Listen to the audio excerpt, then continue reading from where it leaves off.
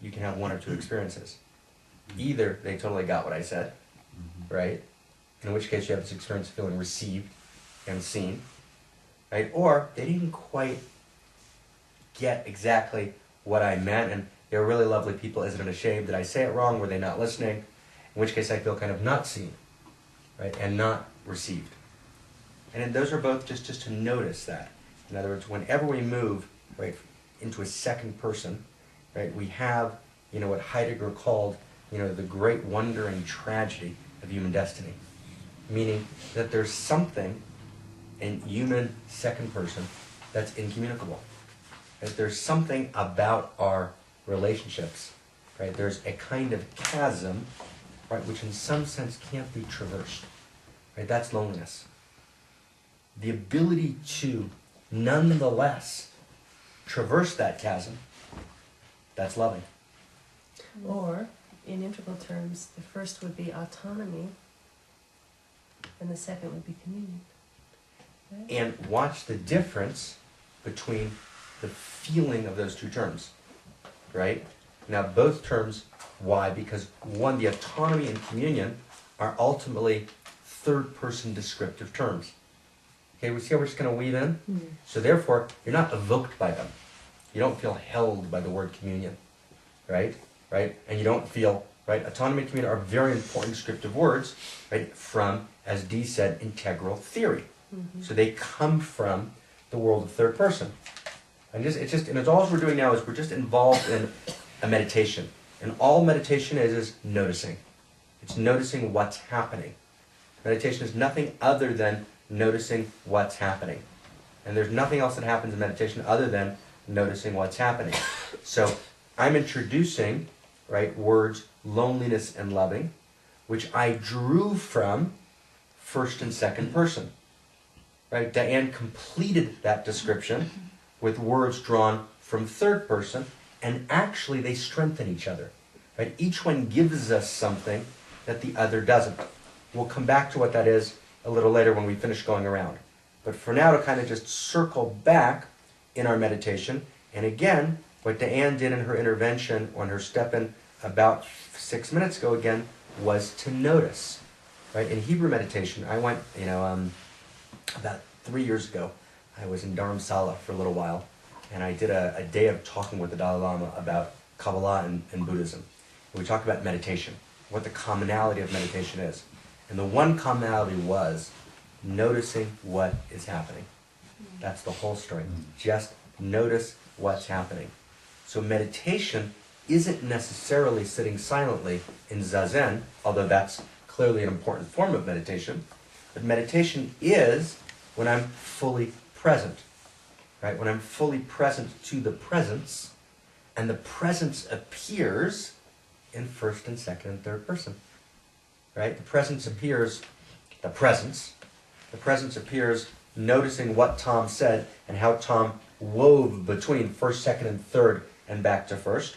Right? The presence appears in noticing how autonomy and communion describe loneliness and loving, but one are third person, the other second person. So what this tool that we're introducing is, this is a tool of meditation. It's a tool that helps us notice what's actually happening. And the more I use the tool, the more I deploy it like a Jedi, kind of laser sword, right? The more competent I get in deploying it, the more it moves from being merely theory to an actual first-person master's tool, where I actually automatically, I just notice what's happening, and as I notice it, as it becomes part of my, Jedi Knight repertoire, right, I'm actually able to deploy it to actually make interventions, to move, to shift things, because I naturally notice what's happening, right? And by noticing, I begin to move it. So coming back to our noticing, right, when someone repeats or reflects back something that I said, it's moved from the domain of me, I've communicated it. In that communication, it's received. It's either received, the Baal Shem Tov, great master in my tradition, wrote after his student took notes on everything that he had written, and an entire set of talks he had given, and he looks at the entire book and he says, there's not one word written here that I said. Not one word written here. The poor student sat there kind of scribed, the entire year. And he says, there's not one word written here that I said. And we have that experience sometimes. But if we have it gently, and we know there's a chasm, right? And so what we can do is we can kind of teach people how to listen a little better, but ultimately, we know there's a chasm. That's the tragedy. The tragedy is the chasm.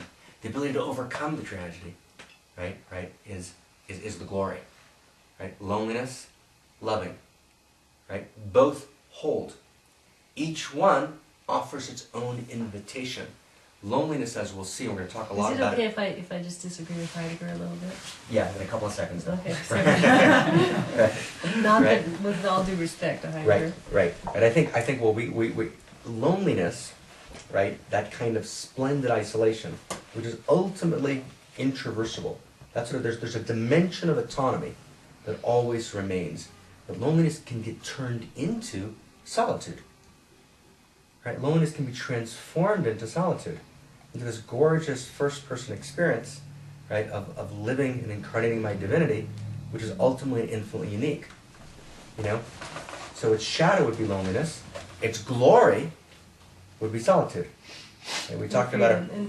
And freedom. Solitude, which leads to freedom. Thank We God. talked, thank God. We talked earlier about our friend, Brother David Stendhal Rast. So David spends an enormous amount of his time in solitude, right, in the life of a Trappist monk.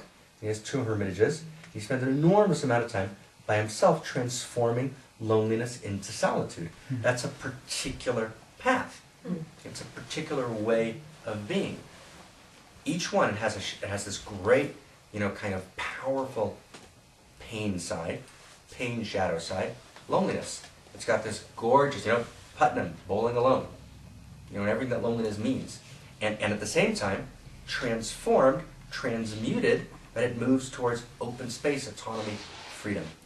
Communion means I've been fully received. I've been fully understood. Right? I've been loved. I've been recognized. Right? Part of loving, which we're going to talk about in much more depth later on tomorrow, but to be loved is to be seen. It's to be recognized, right, in my original face. Right? To be held and embraced. Right? To just traverse, right, that chasm. It's to move from loneliness to loving. It's to step out of my isolation, no matter how splendid, and to be part of the fabric, right, of what is. Its shadow side is, of course, totalitarianism. Politics. Right? But in its deep conceptual structure, meaning you're so part of the community, whether it's the politic community, you're so part of the community that actually, right, and it can be a weakness of second person, it can be a weakness of church. A weakness of church. You get mired down in the group. You get mired down in the group or the dogmas of the group, and you actually start becoming invisible. Anybody watch the campaign, the primary? It's like, that's the shadow of communion. It's just the stuff that gets kicked up in relationship. Just difficult. It's the stuff, right, absolutely, it's the stuff that gets kicked up, and it's going from being seen to being invisible. Right? And it starts as a way you're being seen, but ultimately you become invisible because you begin to just fit your role in the community. You begin to just become a function in the community. Right? Freedom, for all the great community theorists, Marx, Rousseau, Engels, all the continental philosophers, freedom is to play the right role in the community. That's what it means to be free. That's how you created a Russian communist state. Right? The freedom of the individual is to play the right role in the state. So community began as a way of being seen, and then it made you invisible. Right? And so I'm just kind of noticing as we go, this play, right? I said something, it was received. When it's received deeply, I feel seen and almost loved. When it's not fully received, I feel like a moment of, I wasn't quite seen, and I just noticed that. And there's an imperfection and a gorgeousness in human communication that we'll talk about. There's a glory of love and there's the wounds of love. And how we live with those and how we move between those is going to be a lot about what we're going to talk about. Very cool. Go ahead. Okay, so I listened to Dan, and what was interesting about Dan's opening is that it came out of a very intense anxiety attack, where he basically woke up in the middle of the night, extremely anxious, and spend some time, not sure